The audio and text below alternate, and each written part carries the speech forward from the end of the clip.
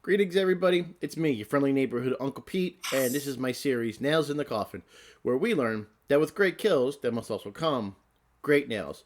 If you're new here, if you could please do me a favor, hit that subscribe button. It'll just take you a second, and it'd really do a lot for me. I put out at least one video a week. They're a lot of fun, and I hope you enjoy it. So if you can hit that subscribe button, it'll really help me out. Thank you. So it looks like we're getting closer to the end of our stay at Camp Crystal Lake. I'm still pretty much enjoying my stay here, but last week was a tough one. But we are back from our trip with Jason Takes Vancouver Hatton. Here's a summary of the average nails in a coffin for the movies I've covered so far.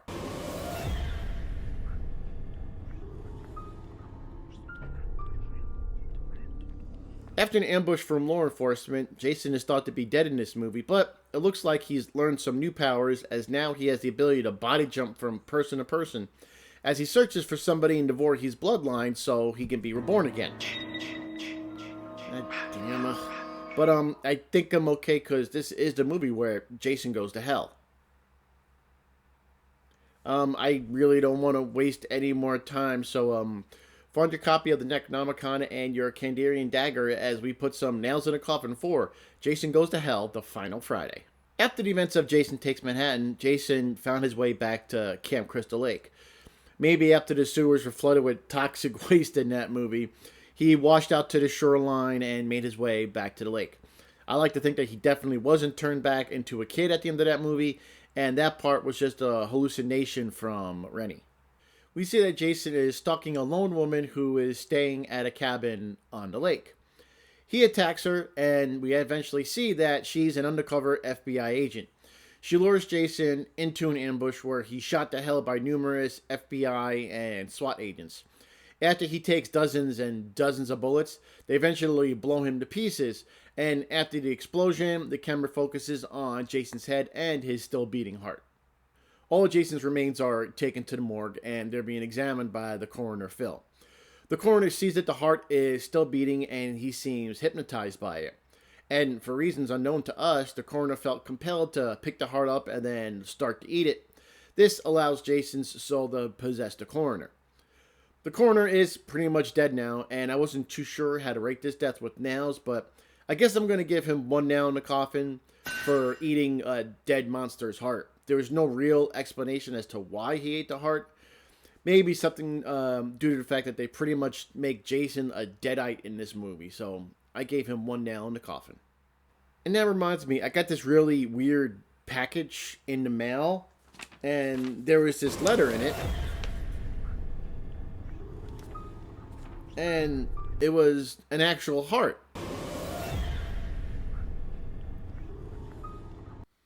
The assistant coroner, Eric, enters the morgue. He's talking crap on how he wants to take a dump on Jason's mask, and Coroner Jason really does not like the crap that Eric is talking. So Coroner Jason grabs Eric by the back of the neck, drags him to the autopsy table, and then he takes his large probe and stabs it into his head, killing him. I'm going to give Eric 2 nails in a coffin. He had no inclination that he was in any danger. Jason was in pieces on the table. How would he know that Jason's soul was now inside Phil? And when he was grabbed by the back of the neck, he was kind of in shock as to what was going on. And before he could even do anything, he was dragged to the table and had a probe stabbed into his head, and he was killed violently. So 2 nails in a coffin for Eric. There are a few off-screen deaths after Eric's murder, but since we didn't see them, we can't nail them. But I do want to mention Kane Hodder, non-Jason-fied, has a small cameo in this movie playing one of the security guards that Jason does kill. A short while later, we're in the woods with a few young adults who are camping. I guess they wanted to celebrate the death of Jason Voorhees since it was all over the news.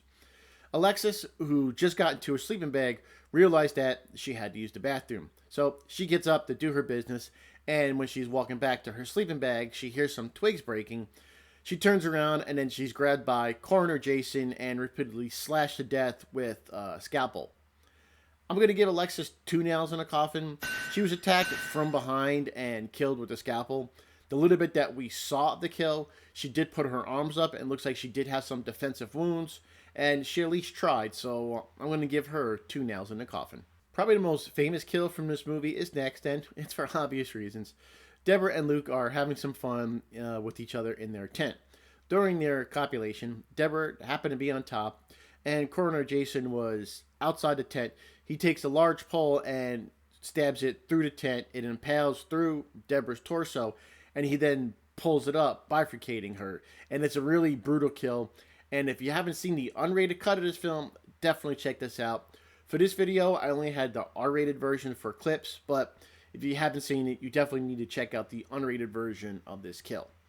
Deborah, she earned herself 2 nails in a coffin. She was dead before she even knew what hit her. You know, she was in the middle of an orgasm when she was impaled and killed, so really wasn't much she could have done, so I'm going to give Deborah 2 nails in the coffin. Her boyfriend Luke saw this happen right on top of him, but he was killed off screen, so I really can't give him a nail rating.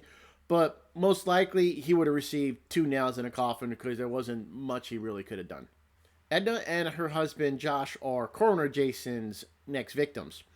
Edna picks up her husband at the diner, and as they're getting into the car, Coroner Jason runs up behind her, and as she's ducking in the car, he slams the car door on her head, killing her.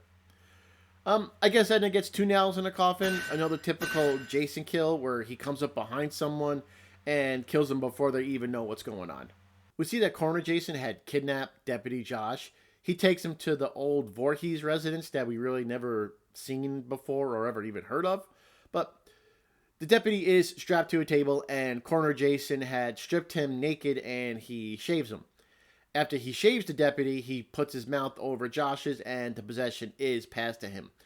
We didn't see how Coroner Jason was able to abduct Deputy Josh, which means I'm not going to give him a nail rating. But one thing I find kind of odd, after Coroner Jason passed the possession onto the deputy, next time we see the deputy, he has all his clothes on again. So why did he strip him naked? It's just another reason why this is just a bad movie, I guess. Jason's half-sister, Diana, is next. She's in her house trying to get hold of her daughter to let her know that she's in danger, and so is her child, since Jason wants to be reborn in one of their bodies. She's surprised by Deputy Josh, who's now possessed by Jason. So she knows she's in danger when she sees the deputy's reflection in the mirror, and that reflection is of Jason. She fights him off, and she shoots him in the head, but this doesn't kill him. And as she's trying to get away, he grabs her again, trying to pass the possession onto her. But she's saved by Steve, who is her granddaughter's father. And during the struggle between them, Deputy Josh throws a knife sharpener into Diana's back, killing her. I'm going to give Diane 3 nails in a coffin. She tried to fight off Deputy Josh Jason, and she had a handgun in the desk drawer, and she used it on him without really hesitation. She didn't go down without a fight, so she earns herself a solid 3 nails in the coffin. Reporter Robert Campbell is Jason's next victim. He's now in the Voorhees house, and somehow he obtained Diana's body and took it from the morgue and put it down into the basement. He's doing all this crap for his tabloid show, the Get Ratings, and when he's on the phone with his boss, Deputy Josh Jason, barges in the room, grabs Josh, throws him down to the floor, and passes a Jason worm into Robert's mouth, possessing him. This sleazy Robert gets 1 nail in the coffin. He put himself into Voorhees' house with Diana's body in the basement. All this just to get ratings. When he was attacked by Deputy Josh Jason, he really didn't put up much of a fight. And all these decisions, putting himself in the house with the body and everything, they really weren't smart, and they all led to him getting killed, which is why I'm going to give him 1 nail in the coffin. After the Jason worm is passed into Robert, Deputy Josh's body starts to melt and deteriorate, and this is probably the best scene in the movie. It is my favorite scene in the movie because the special effects on this scene are great. And again, you really should watch the unrated version of this part, but even the R-rated version, it looks pretty good. Just the pain you see he's going in when he's starting to melt and deteriorate. So, pretty good scene to watch. Robert Jason storms into the police station in search of Jessica, Diana's daughter. When he finds her, he attempts to grab her, but Officer Ryan tries to restrain Robert Jason, but he's able to grab her head and smash it into the wall, killing her. This was a quick kill, and most of it was seen in the distance, But based on what I saw, Officer Ryan showed bravery, at least in her attempt to save Jessica and get Robert Jason off of her. She didn't know that she was going to be overpowered by a super strong possessed demon, so I think Officer Ryan deserves 3 nails in the coffin. Officer Mike and Brian are next. Robert Jason was shot by Steve, and he's now laying against the wall in the police station. This gave Steve and Jessica a chance to escape. Two officers hear the shots and they come running. They see Robert Jason up against the wall and they check on him. But Robert Jason wakes up and smashes their heads together, killing them both at the same time. Officer Mike and Brian are each going to get 2 nails in a coffin. I didn't see anything they did wrong. They heard gunshots in the police station and they went to go investigate. They were checking on a supposed gunshot victim who they probably presumed was dead, only to have their heads smashed together and before they could really do anything. So, 2 nails in a coffin for each of them. We're now at the diner, and Steve and Jessica are there to get Jessica's baby. Robert Jason is approaching the diner, and Ward B, who works at the diner, goes outside to confront him. Ward B has a gun, but Robert Jason grabs his arm with the gun in it, and then he breaks his other arm viciously, the bun busting through the skin, and then he gets thrown through the door and killed. I think this kid was pretty much a dumbass when you see what he did, so I'm going to give him 1 nail in the coffin. You know, when his mom gave him the gun, he twirled it around like it was a toy, and I don't think he had any clue in what he was doing, walking straight up to Robert Jason with no idea what to do, so he deserves 1 nail in the coffin. Ward B's dad is next. Robert Jason is trying to get to Jessica and her child at the diner, and everyone is trying to stop him. Joey tosses Shelby a gun, and he gets one shot off, but it does nothing. And Robert Jason grabs him and then drowns his head in the deep fryer, which is probably one of the most painful deaths I can remember in a Friday the 13th film. Good old Shelby gets 1 nail in the coffin. It didn't like he even aimed when he shot Robert Jason. And after the first shot, he just kind of stood there and screamed while watching Jason walk towards him. He didn't try and shoot him again or run away or really do anything. And the gun slide was not locked in the rear position, so he still had rounds in it, but he just stood there, froze, and died in a very, very painful manner. While Jason had Shelby's head in the fryer, his wife Joey tried to save him, but Jason just elbowed her in the mouth, which caved in her face. I'm going to give Shelby 2 nails in a coffin. She saw the amount of damage that Jason was taking, and she still wanted to go save her man, so that's commendable. She could have done more than just kind of punch him in the back, because there were still weapons around, but she did just enough to warn herself 2 nails in the coffin. Jason grabs at Jessica in the diner, but she's saved when Vicky shoots him with the shotgun. The shotgun is at a rounds, so Vicky picks up this metal bar and impales Jason with it. Unfortunately for Vicky, Jason was able to grab her and pull her close to him, which impales her as well. I'm going to give Vicky 3 nails in a coffin. She tried to save Jessica, and she showed bravery when the gun was out of rounds.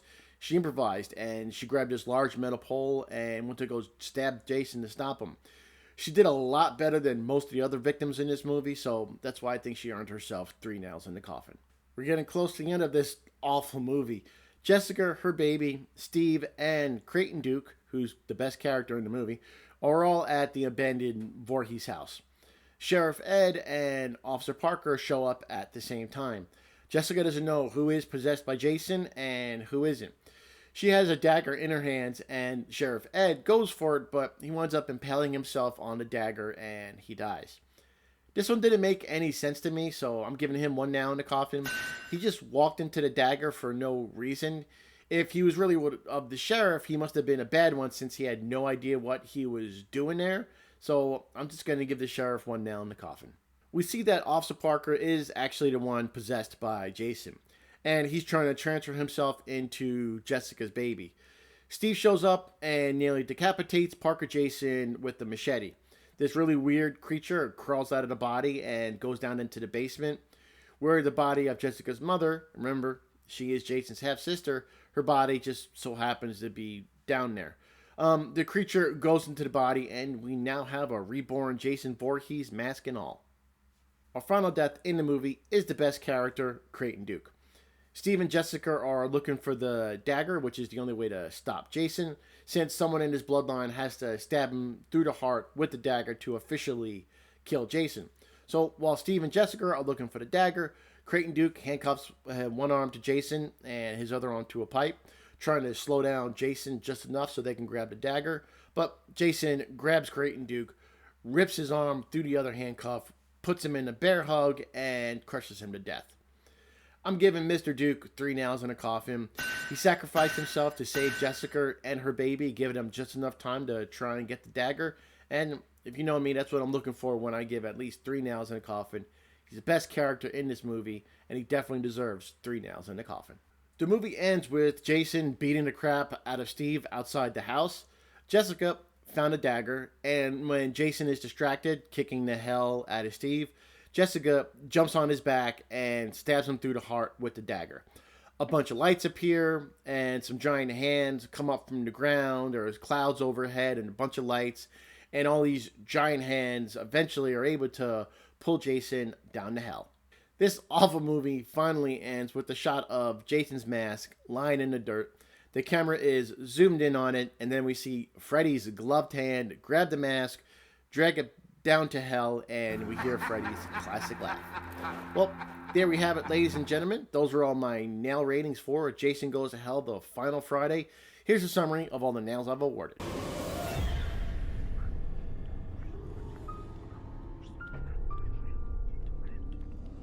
Here's a summary of the average nails in a coffin for all the Friday the 13th movies I've covered so far.